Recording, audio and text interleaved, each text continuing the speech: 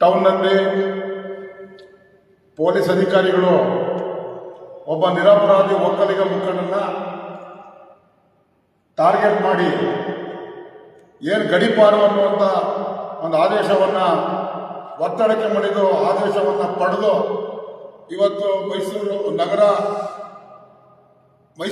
ಜಿಲ್ಲೆಯ ನರಸೀಪುರ ಟೌನ್ನಲ್ಲಿ ಮಣಿಕಂಠ ರಾಜೇಗೌಡ ಅಂತ ಪ್ರಭಾವಿ ಮುಖಂಡರು ಸಾರ್ವಜನಿಕವಾಗಿ ಎಲ್ಲ ಸಮಾಜದಲ್ಲೂ ಕೂಡ ಅವರು ಹೊಂದಾಣಿಕೆಯಿಂದ ಮತ್ತು ಸಹಕಾರ ಮಾಡಿಕೊಂಡು ಸಮಾಜ ಸೇವೆಯಲ್ಲಿ ಅವರು ತೊಡಗಿರುವಂಥ ವ್ಯಕ್ತಿ. ಅವರ ಏಳಿಗೆಯನ್ನು ಸಹಿಸದೆ ಈ ಕಾಂಗ್ರೆಸ್ ಸರ್ಕಾರ ಒಕ್ಕಲಿಗರನ್ನ ಟಾರ್ಗೆಟ್ ಮಾಡುವಂಥ ಒಂದು ಕೆಲಸವನ್ನು ಮಾಡ್ತಾ ಇದೆ. ಆದ್ದರಿಂದ ಮೈಸೂರು ಜಿಲ್ಲಾ ಒಕ್ಕಲಿಗರು ಎಚ್ಚೆತ್ತುಕೊಳ್ಬೇಕಾದಂಥ ಸಂದರ್ಭ ಇದೆ. ಕೂಡಲೇ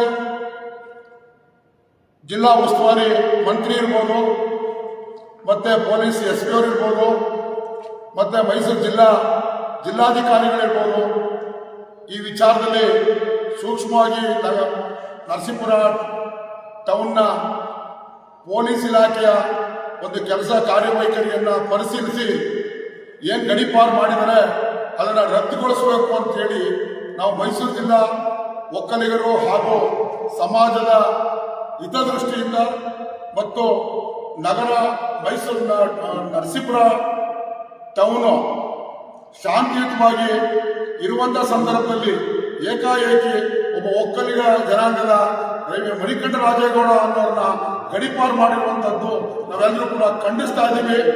ಇನ್ನು ಮುಂದೆ ನಾವು ಕಾನೂನು ಹೋರಾಟನೂ ಕೂಡ ಮಾಡಬೇಕಾಗತ್ತೆ.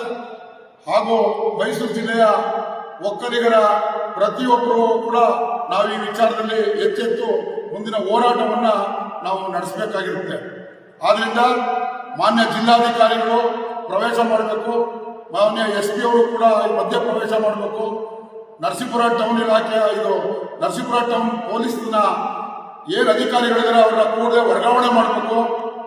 ಇಲ್ಲ ಅಂದರೆ ಅವರು ಯಾರು ಒತ್ತಡಕ್ಕೆ ಮಾಡ್ತಾ ಇದ್ದಾರಾ, ಇಲ್ಲ ಪೊಲೀಸ್ ಇಲಾಖೆಯವರೇ ಕೂಡ ಯಾರ್ದಾರ ಕುಮ್ಮಕ್ಕಿಂದ ಕೆಲಸ ಮಾಡ್ತಾ ಇದ್ದಾರಾ, ಇಲ್ಲ ಪೊಲೀಸ್ ಇಲಾಖೆಯವರೇ ಕೂಡ ಇಲ್ಲ ಮಣಿಕಂಠ ರಾಜೇಗೌಡ ತಪ್ಪು ಮಾಡಿದ್ದಾನೆ ಅವ್ರನ್ನ ನಾವೇ ಸ್ವತಃ ಮಾಡ್ತಾ ಇದ್ದೀವಿ ಅನ್ನೋದಾದ್ರೆ ದಾಖಲೆ ಸಮೇತ ಅವ್ರು ಬಿಡುಗಡೆ ಮಾಡಲಿ. ಅವರು ಯಾವುದೇ ವಿನಾಕಾರಣ ಯಾವುದೂ ಕೂಡ ತಪ್ಪು ಆಪಾದನೆಗಳು ದೂರುಗಳು ಯಾವುದಿಲ್ಲದೇ ಇರೂ ಕೂಡ ಕೇವಲ ಊಹಾಪೋಹವಾಗಿ ನಿನ್ನೆ ಪತ್ರಿಕಾ ಪ್ರಕಟಣೆಯಲ್ಲಿ ನೋಡಿದ ಪ್ರಕಾರ ಯಾವುದೇ ಆಪಾದನೆಗಳಲ್ಲ.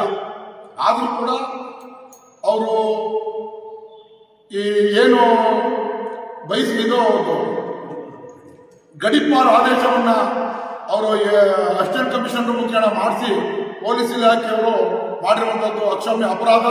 ಆದ್ದರಿಂದ ಮಾನ್ಯ SP ಅವರು ಮತ್ತು ಜಿಲ್ಲಾಧಿಕಾರಿಗಳು ಇಬ್ಬರು ಕೂಡ ಮಧ್ಯಪ್ರವೇಶಿ ಇದಕ್ಕೆ ನ್ಯಾಯ ಒದಗಿಸಬೇಕು ಅಂತೇಳಿ ನಾನು ಕೇಳ್ಕೊಳ್ತಾ ಇದ್ದೀನಿ.